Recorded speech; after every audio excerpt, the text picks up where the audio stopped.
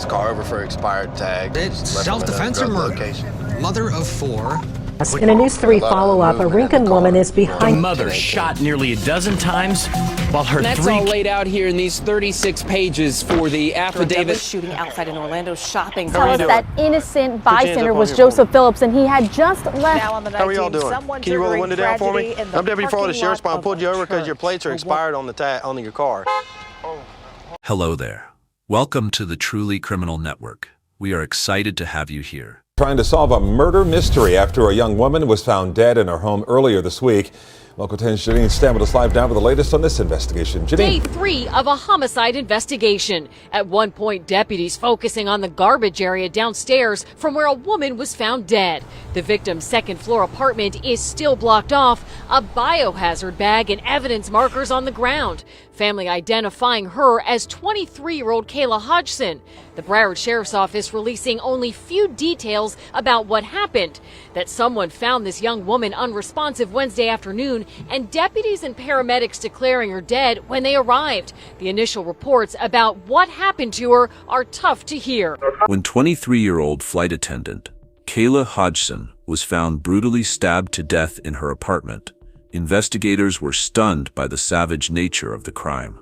But what they discovered next would reveal a deadly triangle of jealousy, obsession, and revenge that began with a chance encounter and ended in murder. The afternoon sun beat down on Tamarack Village Apartments on July 13, 2022. The Florida heat pressed against windows and slipped through doorways. Inside apartment 423, a second-floor unit, 23-year-old Kayla Hodgson lay motionless on her living room floor. Blood pooled around her body, the violent aftermath of an attack that had occurred hours earlier. At 3:17 p.m., a 911 call broke through the routine chatter of the Broward County Emergency Dispatch Center. 911, what's your emergency? I need help. My friend, she's not moving. There's blood everywhere. Please hurry. The dispatcher's voice remained steady, a counterpoint to the caller's panic. Is she breathing?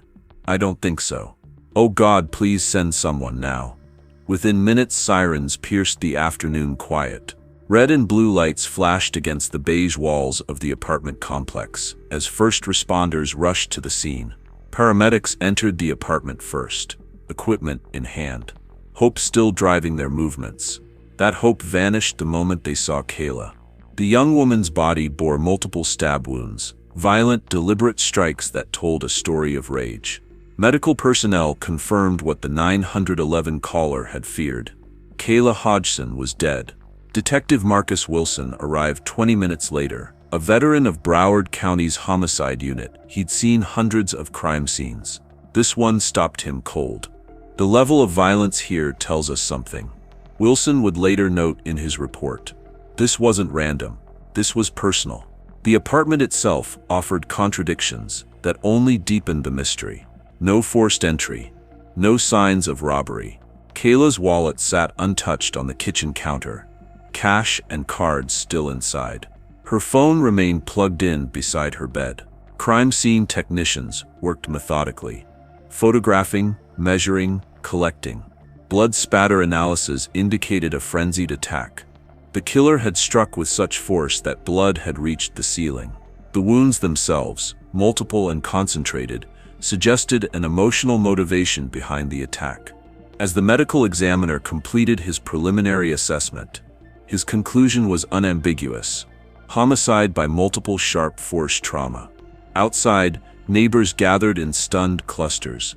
Many knew Kayla from passing conversations in the hallway or friendly waves from the community pool. None could imagine who would want to harm her. She was so sweet, said one neighbor, visibly shaken. Always smiling. Always had something nice to say.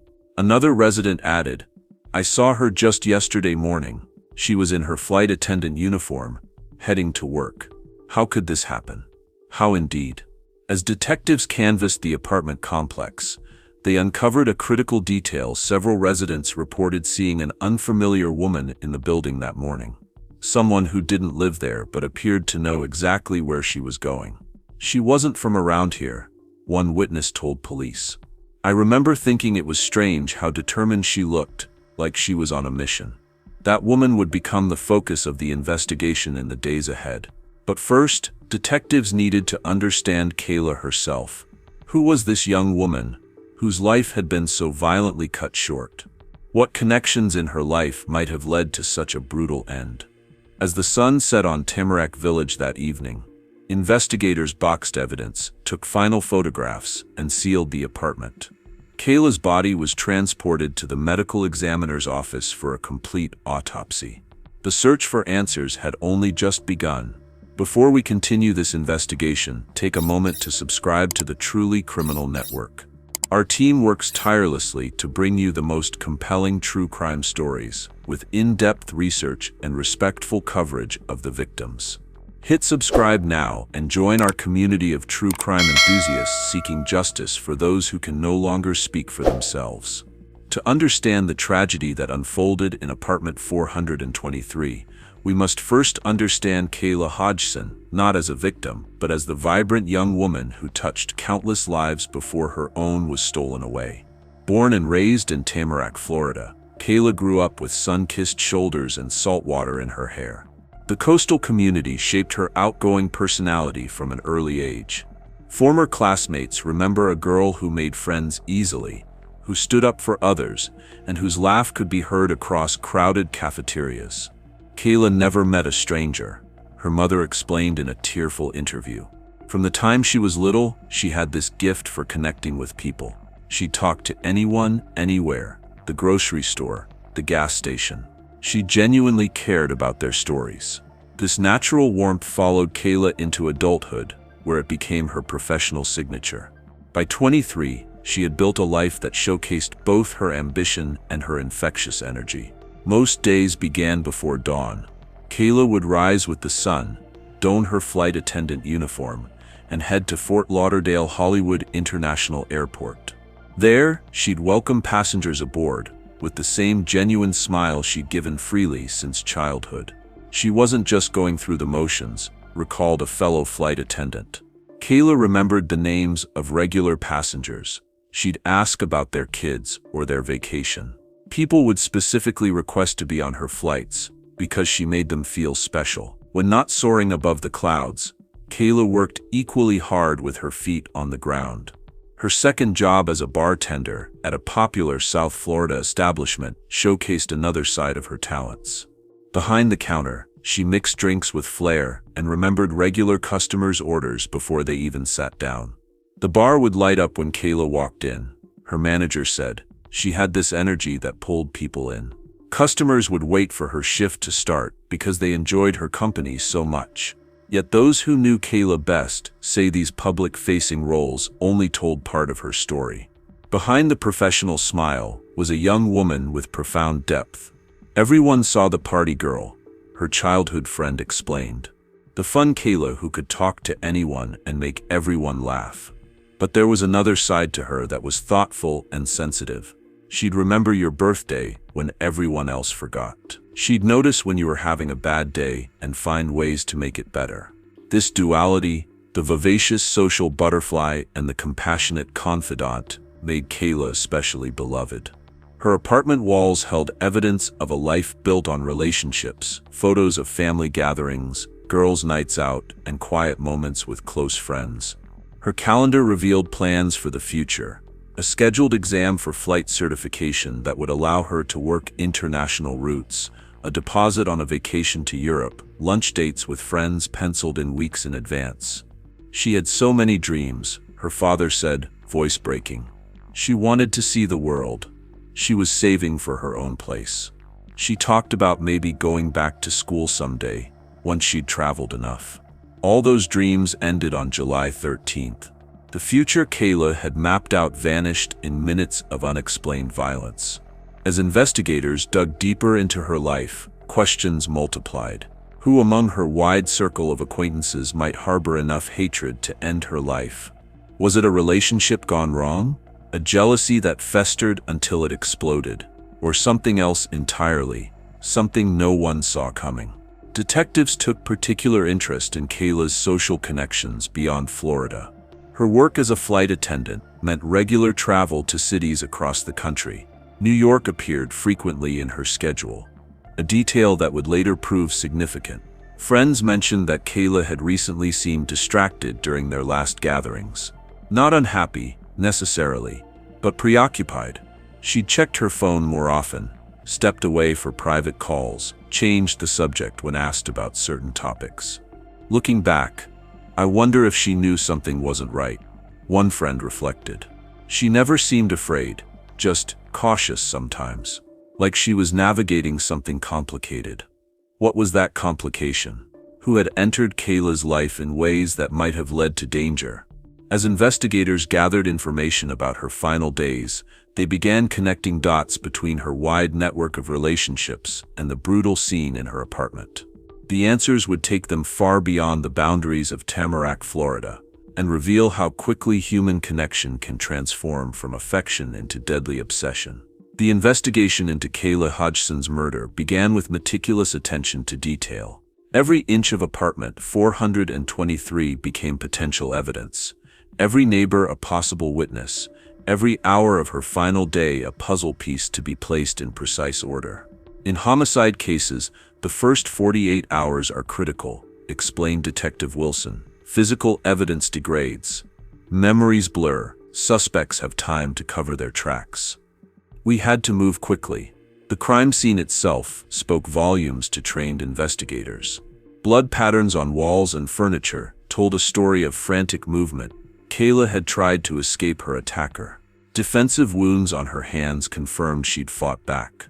The multiple stab wounds, concentrated in vital areas, suggested an attack driven by emotion rather than pragmatism. When someone is stabbed repeatedly like this, the medical examiner noted in his report, it often indicates personal animosity. The attacker continues long after the victim is incapacitated.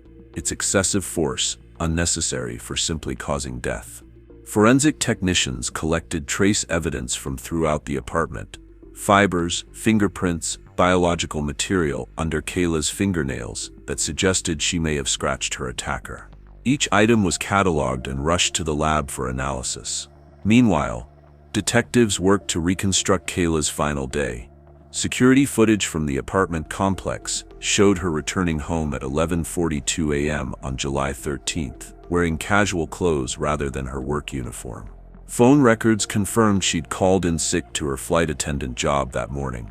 Unusual for someone colleagues described as exceptionally reliable. She never missed shifts, her supervisor stated. Whatever kept her home that day must have been important. Text messages recovered from Kayla's phone revealed a cryptic exchange with an unsaved number. "We need to talk. I'll come by around noon." Kayla's response, "Fine. But this is the last time." The last time for what? With whom? These questions drove investigators forward. Door-to-door interviews with neighbors yielded the case's first significant breakthrough. 3 separate witnesses described seeing an unfamiliar woman entering the apartment complex around noon on the day of the murder. Their descriptions matched mid to late 20s, approximately 5'7", athletic build, carrying a large purse or small bag. She looked completely out of place, one witness recalled. Not just because I'd never seen her before, but because of how she moved. Looking around constantly, checking her phone, seeming nervous but determined. Another neighbor reported hearing raised voices from Kayla's apartment shortly after noon, not quite shouting, but intense enough to notice. It was a woman's voice, not Kayla's. I couldn't make out words, just the anger in the tone. At 12:37 p.m., security cameras captured the same unknown woman leaving the complex. Her posture had changed, head down, walking quickly, right hand tucked inside her purse. She got into a rental car parked 2 blocks away and drove off. By cross-referencing this timeline with traffic cameras in the area, investigators identified the vehicle as a silver Nissan Altima rented from Fort Lauderdale Airport the previous day. The name on the rental agreement, Sakiyna, from Queens, New York. The New York connection sparked immediate interest. Detectives examined Kayla's travel history through her airline employment records. She had indeed made frequent trips to New York, with overnight stays increasing in the 3 months before her death. A deep dive into Kayla's phone records revealed multiple calls to and from a New York area code during that same period. Cross-referencing the number led investigators to a man named Jason Reynolds, a Wall Street financial analyst with an apartment in Manhattan. When contacted by Florida authorities, Reynolds confirmed what investigators had begun to suspect: he had been romantically involved with Kayla after meeting her on a flight months earlier. Their relationship had been serious enough that Kayla had stayed at his apartment during her New York layovers. "She was special," Reynolds told detectives, his voice thick with grief. "We were talking about her maybe transferring to a New York base permanently." But Reynolds' statement included another critical detail. Until 8 months ago, he had been in a 2-year relationship with Sakiyna. The breakup had been her idea, he claimed. Yet when he began dating Kayla, his ex-girlfriend's behavior changed dramatically. "She started calling at all hours, showing up at my building, demanding to know who I was seeing," Reynolds explained. When she somehow found out about Kayla, she became fixated. "She got a hold of her work schedule somehow, her address. I warned Kayla, but neither of us thought it would go beyond angry texts." With this connection established, the investigation accelerated. Cell phone data placed Sakiyna in Tamarack on the day of the murder. Credit card records showed her purchasing a one-way ticket to Florida and renting the Nissan. Most damning of all, a security camera at a highway rest stop captured her disposing of something in a trash bin shortly after the estimated time of Kayla's death. When authorities searched that bin, they recovered a knife with traces of blood and a pair of gloves. Preliminary DNA analysis linked both items to the crime scene. By July 25th, less than 2 weeks after Kayla's body was discovered, investigators had assembled enough evidence to secure an arrest warrant for Sakiyna. The charge, first-degree murder, indicating both premeditation and intent. The evidence points to a clear narrative. The district attorney would later state in a press conference, "This was not random violence. This was a calculated act driven by jealousy and rage." But Sakiyna was no longer in Florida. She had flown back to New York hours after Kayla's death, retreating to her apartment in Springfield Gardens, Queens. Catching her would require coordination between multiple law enforcement agencies across state lines. Before we reveal how authorities tracked down their prime suspect, take a moment to subscribe to Truly Criminal Network. Your subscription helps us continue investigating these complex cases and bringing you the untold stories behind the headlines. Plus, you'll be notified immediately when new videos drop. Hit that subscribe button now, and let's get back to the manhunt that crossed state lines. As investigators pieced together the evidence linking the murder to New York, a clearer picture of Sakiyna emerged. At 28 years old, the Queens native had no documented history of violent behavior. Public records showed no prior arrests or criminal charges. To those who knew her casually, she appeared to be an ordinary young woman living a conventional life in Springfield Gardens. This apparent normalcy made the brutality of Kayla's murder all the more shocking. We often think killers must look a certain way or have obvious warning signs, Detective Wilson explained. But sometimes the capacity for violence hides behind an everyday face. Reconstructing Sakiyna's movements in the days surrounding the murder revealed methodical planning. Flight records confirmed she booked a one-way ticket to Fort Lauderdale on July 12th, arriving late that evening. Rather than staying at a hotel near the airport, she drove her rental car to a budget motel 20 minutes from Kayla's apartment complex. Security footage from the motel showed her checking in alone, carrying only a small overnight bag. She paid in cash, a decision investigators later flagged as deliberate, an attempt to minimize her digital footprint.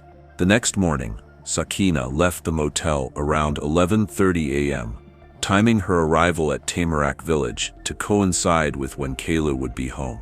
Phone records revealed she had somehow accessed Kayla's work schedule, knowing exactly when the flight attendant had requested a day off. This wasn't a crime of opportunity. The lead prosecutor would later state, this was planned with purpose and intent. She chose that specific day because she knew her target would be home alone.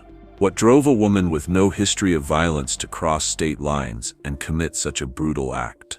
As investigators dug deeper into the connections between Sakiyna, Kayla, and Jason Reynolds, a familiar motive emerged: jealousy twisted into obsession. According to friends of both women, Sakiyna had initially ended her relationship with Reynolds, believing someone better might come along. When he began dating Kayla months later, something changed in Sakiyna. What began as regret evolved into fixation. She couldn't accept that he had moved on, especially with someone she viewed as a threat, explained a psychological consultant who reviewed the case. In her mind, Kayla had taken something that belonged to her.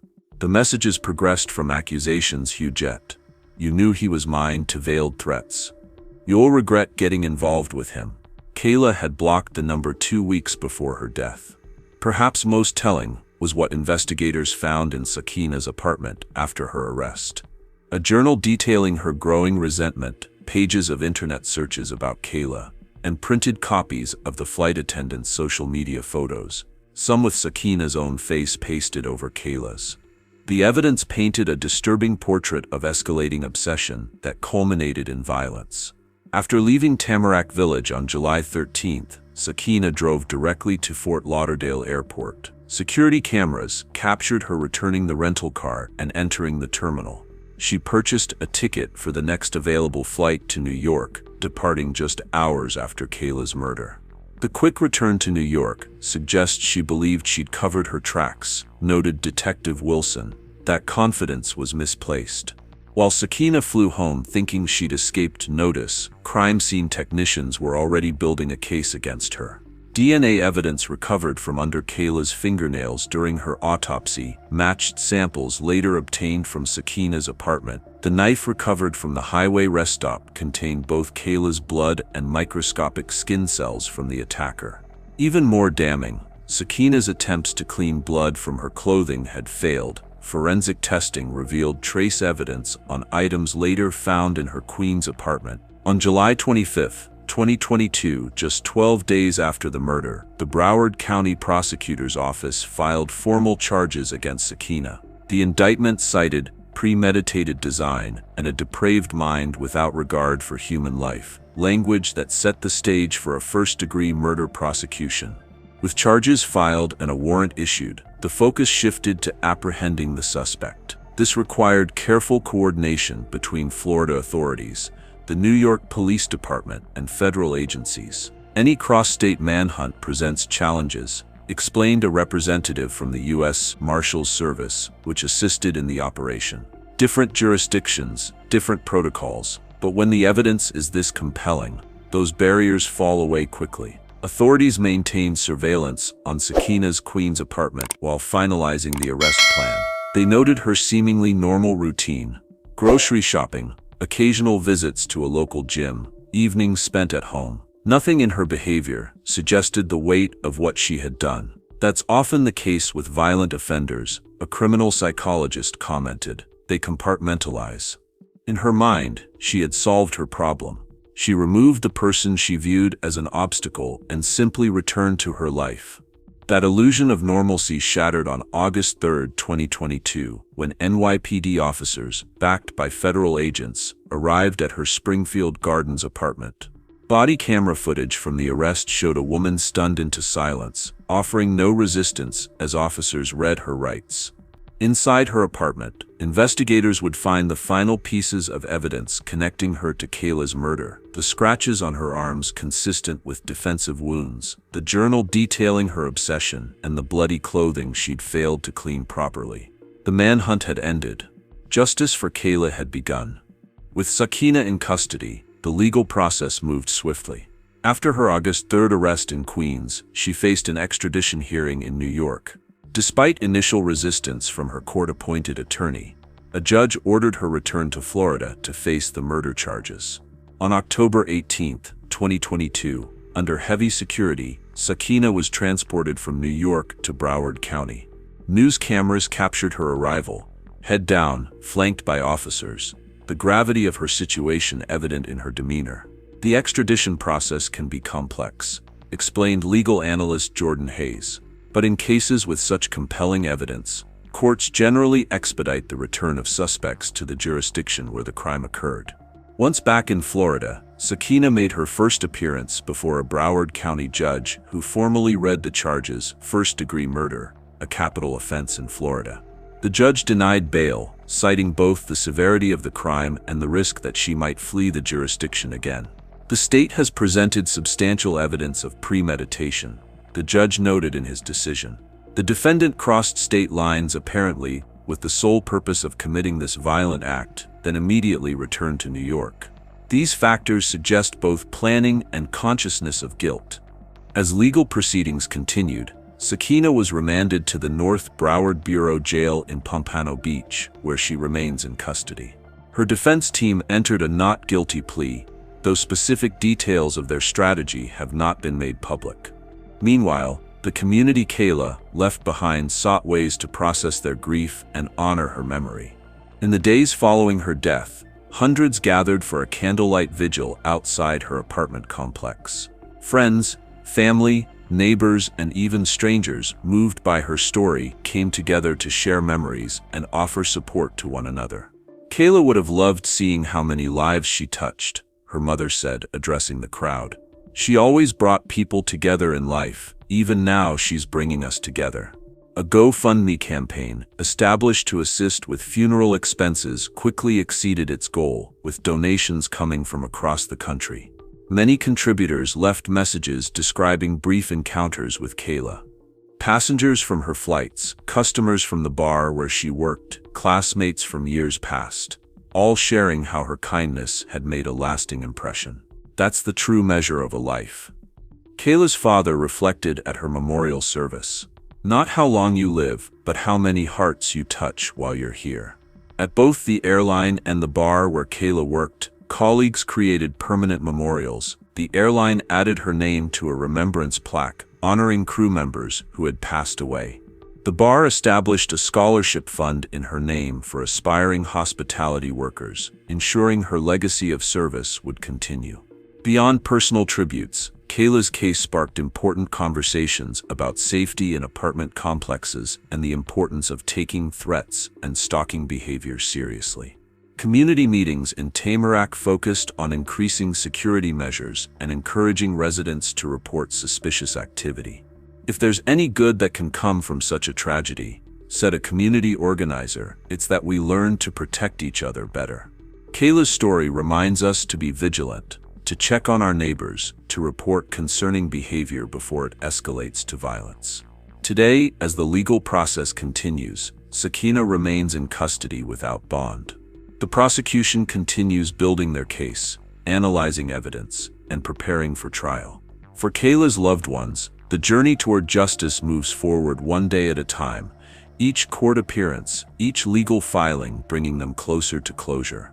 Thank you for joining us for this episode of Truly Criminal Network. Kayla Hodgson's story reminds us how quickly lives can be changed forever by jealousy and obsession.